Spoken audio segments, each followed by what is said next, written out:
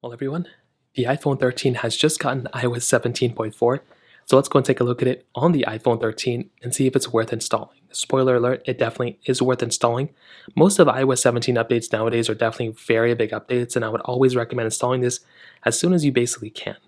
Now, this update was like a couple of gigabytes for me because I was coming from the beta, but if you're coming from the official version, it shouldn't be that big. So I didn't even take a screenshot of the size, as you can probably see. But this update brought a lot of stuff. So for one, it did actually end up bringing 28 new emojis within our particular iPhone, which is actually very cool. Emojis are great, they're great ways to express yourself, and you are now getting 28 new ones within this update, which again is a very cool thing, and that's something I love seeing on these particular devices. So you should be able to see that within this particular update, which again is very cool.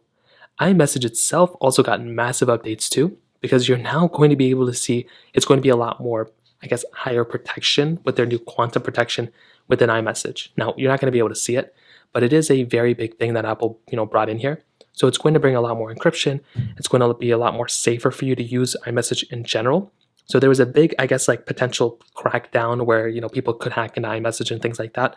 Apparently that is not going to be able to be happening anymore. So that's a very big thing happening within iOS 17.4 as well. Now, also on top of that, Apple Podcasts got a little bit of an update with transcripts. So that's now added within this particular update.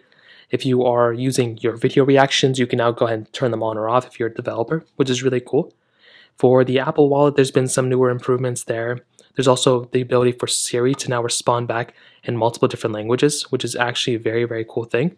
So if you were somebody who wanted to utilize that, you now have that type of capability, which is really cool. And for the iPhone 15 owners, not for the 13 owners, but I still want to showcase this. If you go into the battery option here, and you go and click on battery health and charging, and this little option now where it says battery maximum capacity, that no longer says that, and it says something basically like whether your battery health is normal or not. It's kind of a cool thing. So there's a lot of cool improvements within this particular update. As always, if you have an iPhone 13, I would recommend updating your phone as often as you can. Keeping it up to date is probably the best thing you can do. There's been lots of updates within the EU for this particular phone, like not this phone, but if you're in the EU, you now have like third-party app store capability, kind of third-party browser engine support, lots of stuff across the board. So 17.4 is a really big update for people inside of the EU. I am not inside the EU, so I don't get those types of features yet. Hopefully one day we get them, but so far, that's kind of what we're getting on this particular device. If you have any other thoughts or questions, let me know in the comment section below. Hit the like button, that would mean so much, but definitely hit that subscribe button. More importantly than everything else, I love every single one of you guys. Hopefully I'll catch you guys in the next video. Peace out till then.